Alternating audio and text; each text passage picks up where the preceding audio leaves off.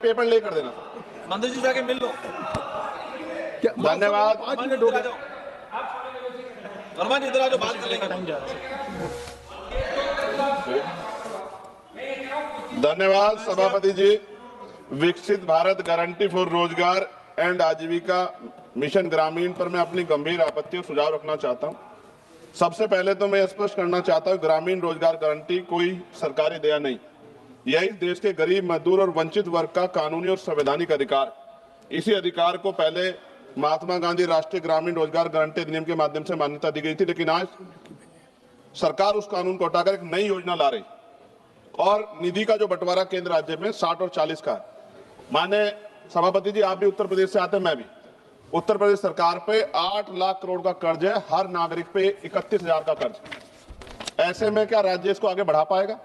सभापति जी, सरकार कह रही है कि अब 100 दिन की जगह 125 दिन का रोजगार गारंटी दी जाएगी। ये सुनने में तो अच्छा लगता है, लेकिन कटाई बुआई के मौसम में 60 दिन काम न देने का प्रावधान इस गारंटी को व्यवहारिक रूप से कमजोर करता है। जिन राज्यों में कृषि एकमात्र विकल्प है, वहां मजदूरों के सामने काम भी नहीं, मजदूरी भी नहीं जैसी स्थिति बनेगी।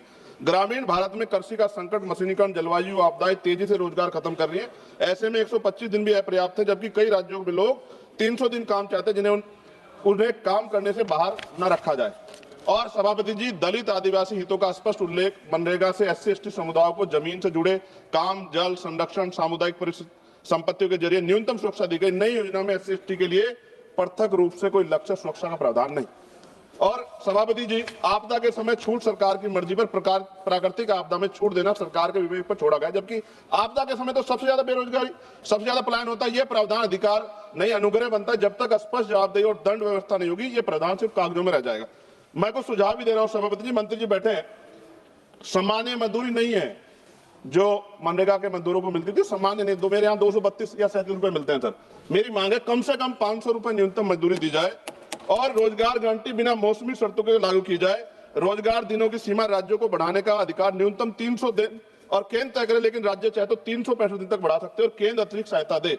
SC/ST और आदिवासी क्षेत्रों के लिए विशेष पैकेज, आदिवासी क्षेत्रों में 300 दिन गारंटी, भूमि, जल, जल आधारित कार्यों की प्राथमिकता, पैसा और FRA कानून में तालमेल, महिलाओं के लिए अनिवार्य 50% कार्य, हर पंचायत में कम से कम 50% काम महिलाओं के लिए आरक्षित, मासिक धर्मावकाश, गृह, जल, स्वच्छता, देखभाल कार्यों की प्राथमिकता।